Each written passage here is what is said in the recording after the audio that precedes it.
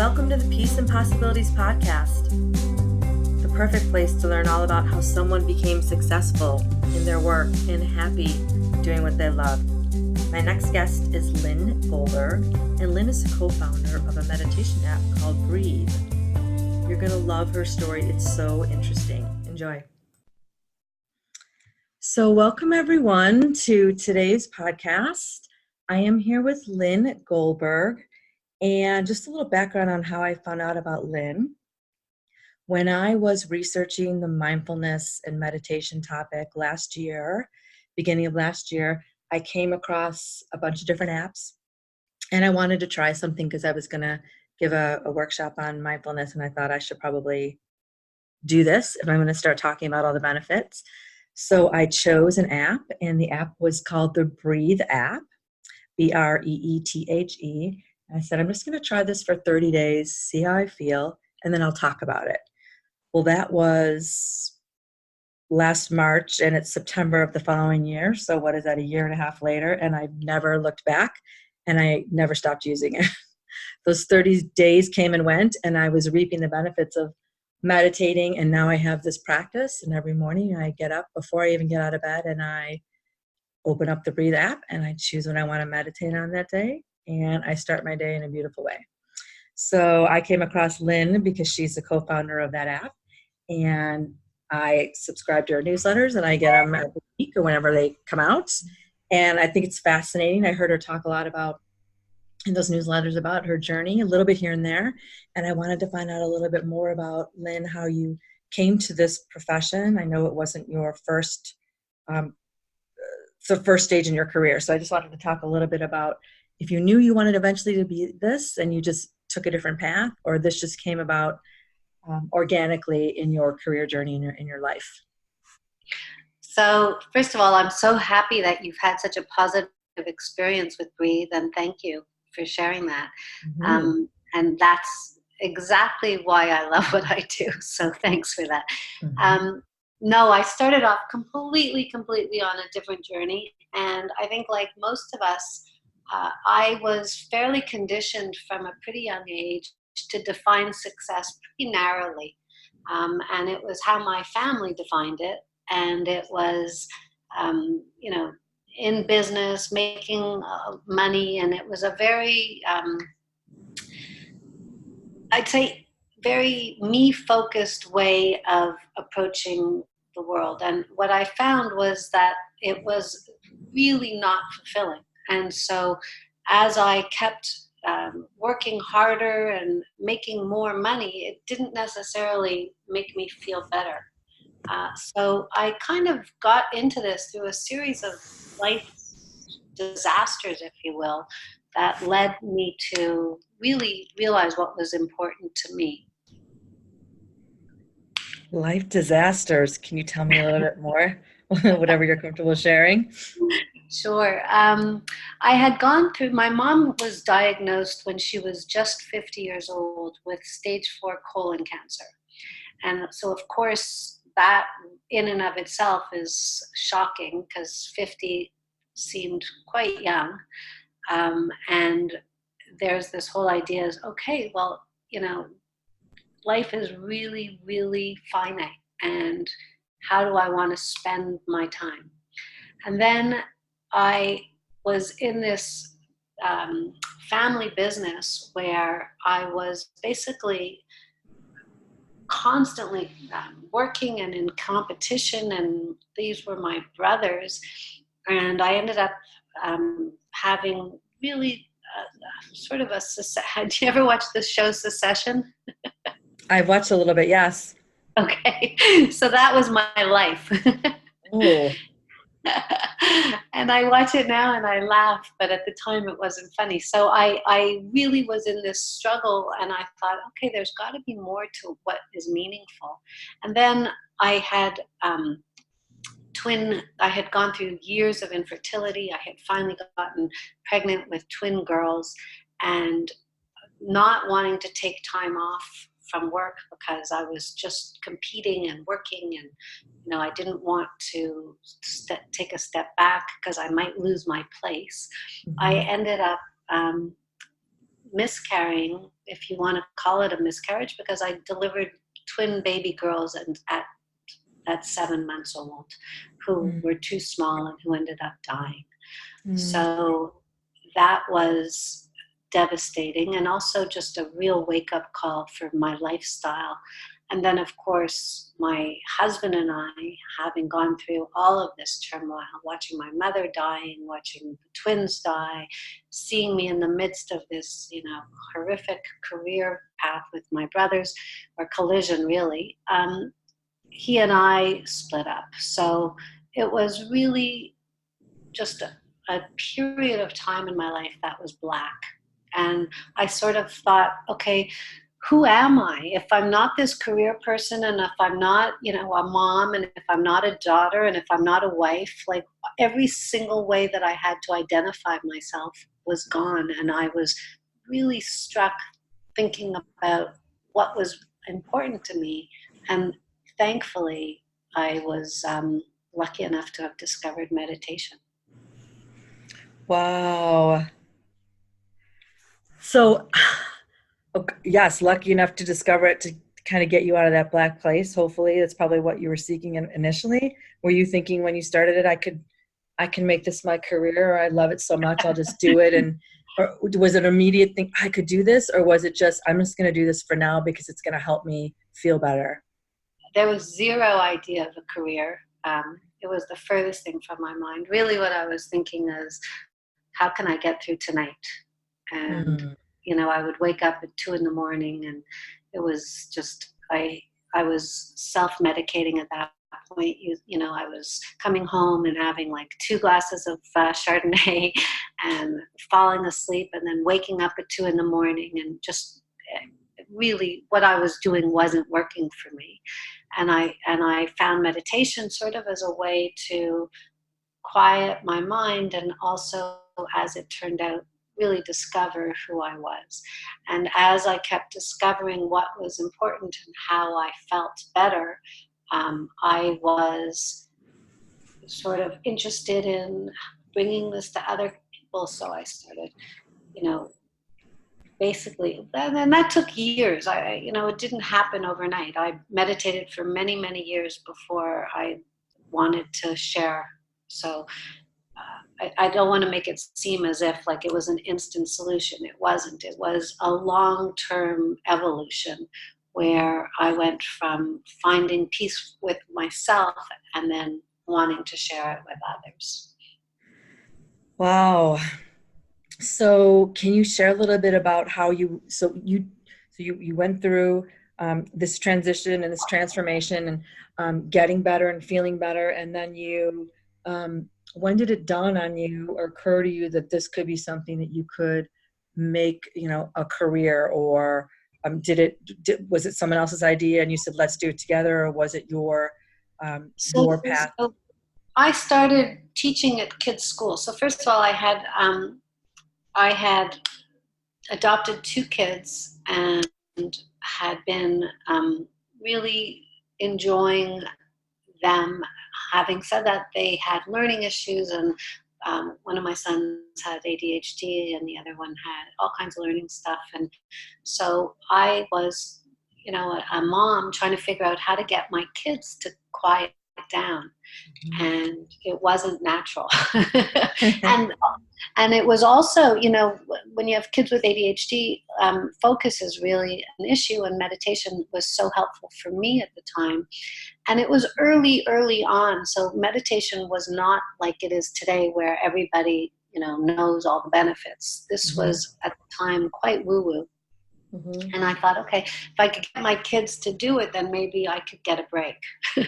And what mhm, I ended up doing was trying to teach them. And of course, anything that a mom teaches their kids, they're less interested in. So I ended up going to the schools and asking the schools if I could help, somehow implement a program. And then that became, one program, and then 2 programs, and then I kept being the go-to person for schools for meditation programs. And then the teachers would say to me, I wish there was a way we could bring this home with us. It's great that you come in, but it's only like a day every mhm. once, whatever. So I went to my husband, so this was my second husband. So that's how many years later. And said, do you think you could help me make tapes? And he said, it's called an app. So that's how, technologically savvy I was. And yeah, and that's how we sort of started it. Wow, that's so cool. This is so interesting. So, what do you think? So how many years into the app has it been for you, and would you consider it successful now? And what do you think was the biggest contributor to that success? So we started 5 years ago. Um, and I think that when we started, we had zero expectations. It was really an idea that we had. It was a labor of love. It was really something that was very meaningful to both of us, a true passion project. And and I think that having passion and believing in something and starting with, you know, coming from a place of absolute love for whatever you're doing is vital. Hmm. Um, and I think we hit a wave because as we started this, more and more research kept coming out. We got a lot of, press early on that really helped us. And we're now the number 3 app in the world. Oh my gosh, that's Yeah, awesome. it is. It's crazy. It is crazy. It's only 5 years, and I know you said the journey has been a long one from meditation and it becoming even a business. But the fact that once you decided you wanted to make it a business or to help more people, it became successful within 5 years is saying a lot. I think for you said your passion and what it means to people and how important it is because it is obviously so important. I don't have to tell you that. But the fact that it became so successful so quickly is just a testament to what you knew, which was how impactful it could be. Right. And I think that anytime, you're not looking at it from what's in it for me, which is how I started my career, but instead of how can I help others, I think Mhm. that taking it out of your own self-interest really is what makes something successful because the truth of the matter is we knew that this was something that was going to benefit lots of people and we just wanted to because it seems like almost selfish to not share when something is so useful. Why wouldn't you help? Right. Right. And that's what this came from. That's so true. And especially like for kids. And Mm. I actually just turned 50 last week. And I have kids that are one just graduated college and one's about to graduate high school. And I think if I had known, oh my gosh, all of this when I was a young mom, they were Right. young. I did know some of the benefit. I knew about gratitude, and I've been teaching them, all about, manifesting and kindness and compassion and all of that. But to actually teach them at such a young age, because they're little sponges and they Right. they want to feel good and they want to be calm and they want to be happy and all of those things, and they don't know that there's tools out there that can help them do that. So just being able to go out to schools and say, hey, how about you try this? When I was researching this topic, there's all kinds of studies about doing this in schools and how much the kids, even those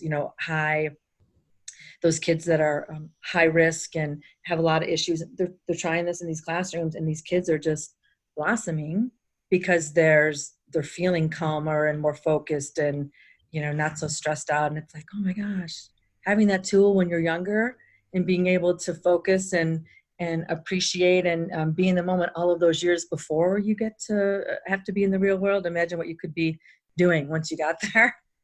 you Right. know And it's not just our kids, it's everybody. They're Mhm. using it in prisons right now. They're using meditation in the army. It's becoming a vital tool that people just recognize has so many benefits that it's transforming society. Oh my gosh, it's awesome. I'm so glad, and it's so needed. And one of the Mm. reasons I'm doing this now is because I have seen the benefit to myself and to other people that join in the workshops and read about this and want to be, in the workplace more, just happier and more content and more peaceful, and just feel better about what they're doing and bringing to the world and all of that. All of this is part of that. And it's just, there's so much going on, and everyone's so focused on making money and living their lives and making sure they get everything done. And it's like these little pieces, they seem little, can be so impactful and help in so many ways. And I'm so glad that it's coming to the forefront now. And it's not just like you said, a woo-woo topic. Mm. It does work. You will feel better. I have never felt so content and calm and peaceful as I have in the last year and a half. It's also been a journey for me with things happening in my life, family deaths and milestones and things like that. But when you keep going back to the thing that's working, a mindfulness practice, and you know that you're going to feel good and that you can focus on, focus and have intentions for your day, and you really can create what you want to create. It's just makes it so much easier going through life each day. And the people around you can feel it. And of course you're better for all of the people, whether you're married, a mom, a dad, you have a job, it doesn't matter. Anyone you interact with throughout the day is going to feel that and then benefit from your practice. That's what I'm finding.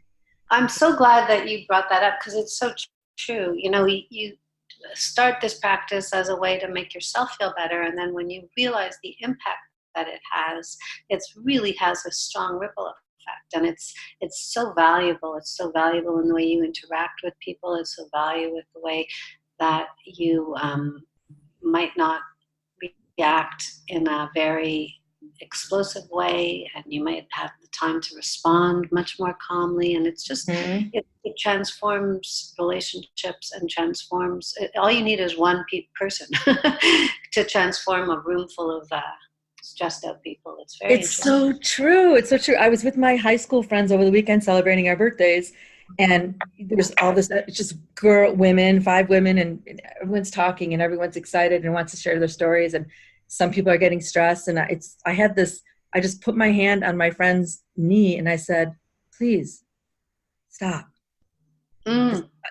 I had this and she just kind of looked at me, and her body kind of relaxed a little bit. I'm like, it's fine. I put my hand on her head. I said, I got this. You focus on something else. I'm going to, and it was like, I even saw myself reacting in this way, like instead of knotted up and stressed out, I was just like, no, this is fine. This is how it's going to be. I find myself just, it's almost like someone else is talking. When I'm talking, sometimes I want to say something else, and my mind and my body just go, all right, wait a minute. And you do pause. You do have more clarity when you're about to speak, and Yeah. you do, it's more important for you to say the right thing and not react. Just pause for a minute. And it's just something that I wasn't thinking about when I was practicing and started this whole journey. But you're right. It's just in all of the communications, it's just like this knowing and this calmness that comes over you. It's so much better. Yeah, it's the superpower. Yeah, that's a great way of looking at it. I couldn't agree more. So tell me a little bit about, so I know, so you have younger kids and you have a teenage daughter, right? She's a teenager now? Well, no, now I have old kids. So Okay. I have 2 kids from my second marriage. So my husband has 2 daughters. One's 27 and one's 25. And then my boys are 23 and 21. And then I have a daughter with my second husband, who's 15. So we've really got a Brady Bunch thing happening. Yes, you do. Yes, you do. So what, this might be a good question, well, an easier question for you to answer then.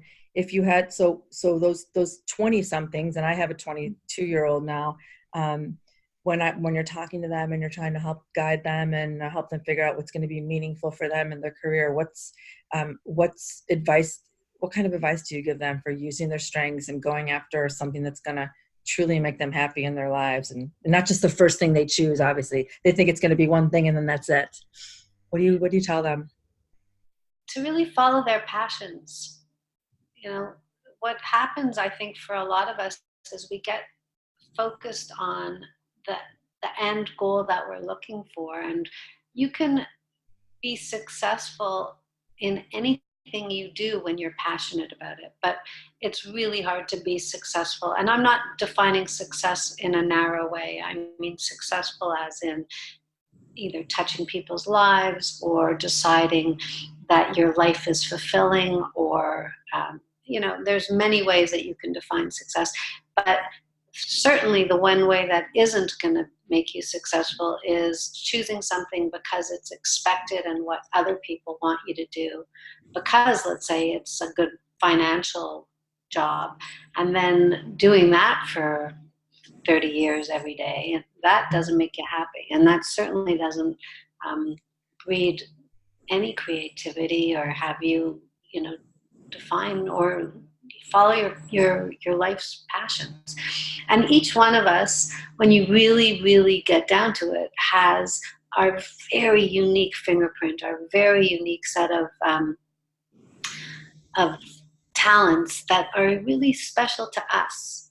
And when you discover what those are, and you come about it without, being me-centric, and look at it like, how can my talent intersect with what would help people? I think that helps really grow your job into a life's work, and gives you a tremendous amount of purpose in your life. Mm-hmm.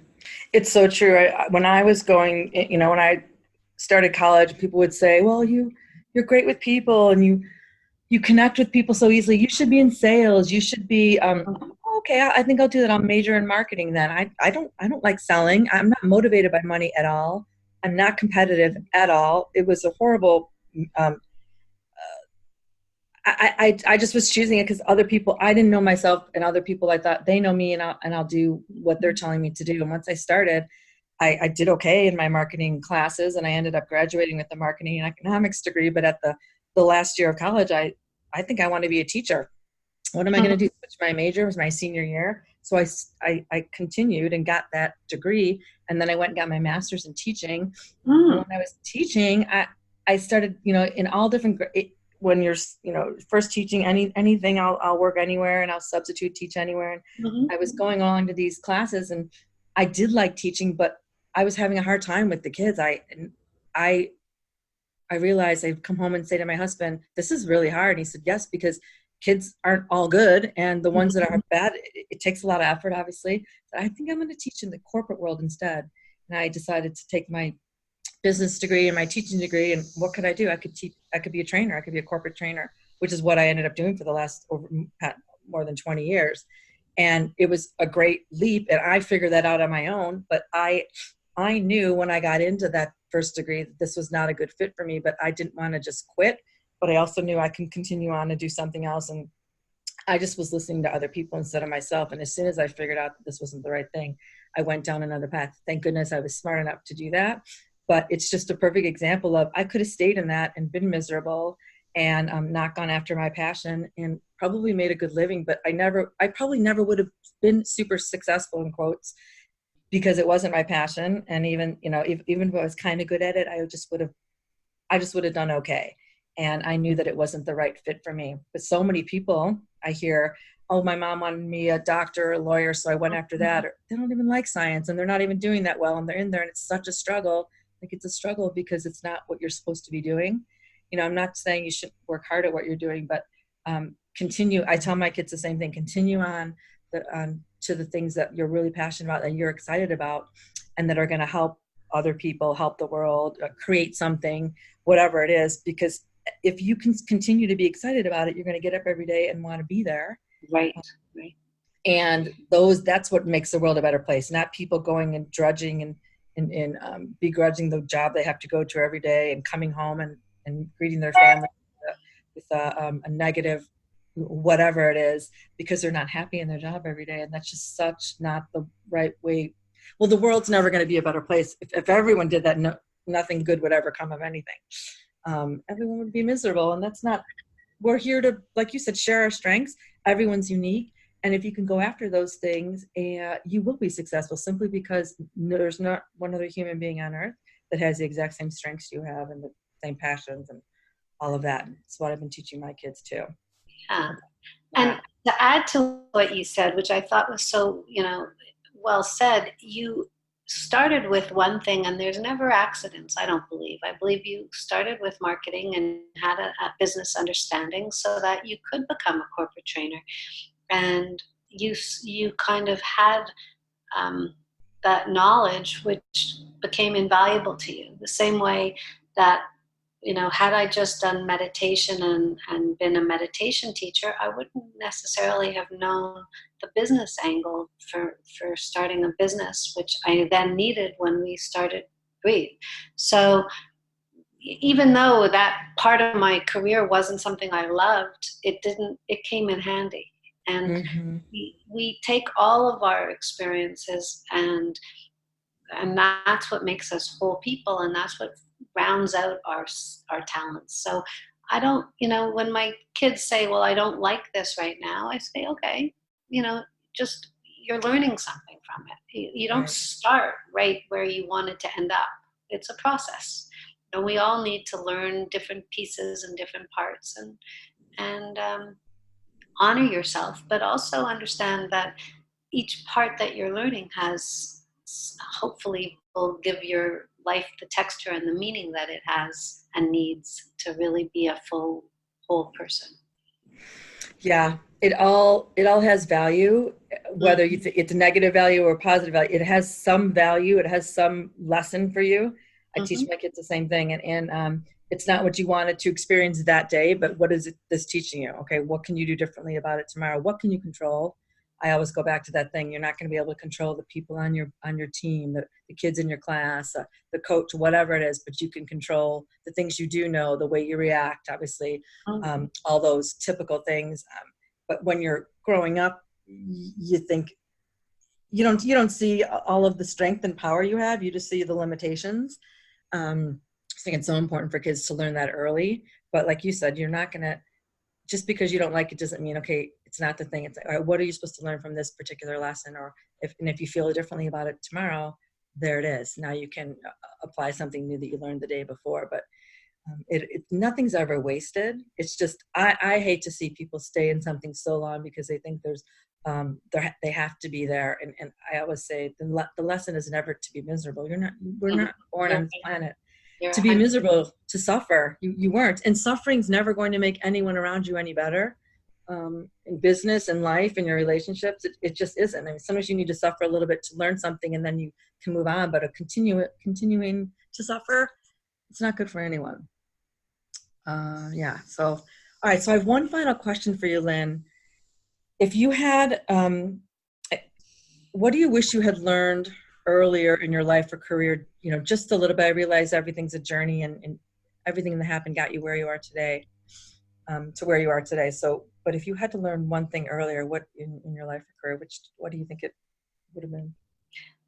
That it's balance, and there's never anything that is that vital, right? It's all okay. So, for example, when I was trying to have kids and I was so career focused, I put my family needs behind my career needs, and it's never one or the other. And you can have it all, maybe not at the same time all the time, but it's that balance of knowing when to step back and when to forge ahead, and really honoring what's happening without trying to push, or just allowing things to unfold the way they're meant to. Trusting, I guess, is the ultimate part of that, because if you don't uh, trust that it's going to be okay, then you end up trying to control your life situations. And we all know there is no control. Things just happen sometimes, and even with our best intentions, we can't do anything about it. So not just allowing what's meant to happen. And that allowing is easier when you have a practice, definitely a meditation and mindfulness practice. I think the allowing you don't realize it's happening, but slowly but surely, that is what's been happening for me anyways, is to, because you have that practice and because you have that grounding every day, when things aren't unfolding the way you want them to, you do have this capacity now to sit back, you said, and be more calm and content about it and kind of let it unfold. So that you're not as stressed out and like holding on to something or being in control of it.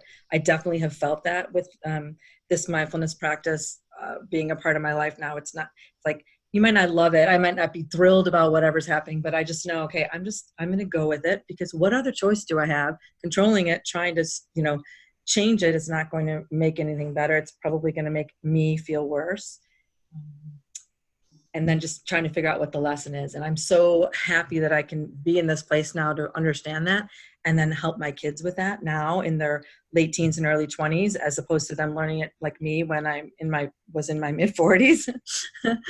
You can just have a little bit more of a calm and content life for longer. That's my goal. So that's why I'm sharing this with people. And that's why I'm doing what I'm doing now, because I wish I had mentors and people like you and this knowledge when I was in my 20s, so that I can have a more fulfilled and calm, content life, peaceful life for longer. That's been my goal. And now I want to share it with everyone, just like you said. Have everyone feel the same way I feel. That's great. Yeah. Well, thank you so much for sharing with me your stories, and I really appreciate it. And I'm so grateful for people like you and going after your passion, so that you can take people like me and guide them along this path and just make their lives better, which is making my husband's life better. And we're all in it together. So it's all, each one of us. And thank you.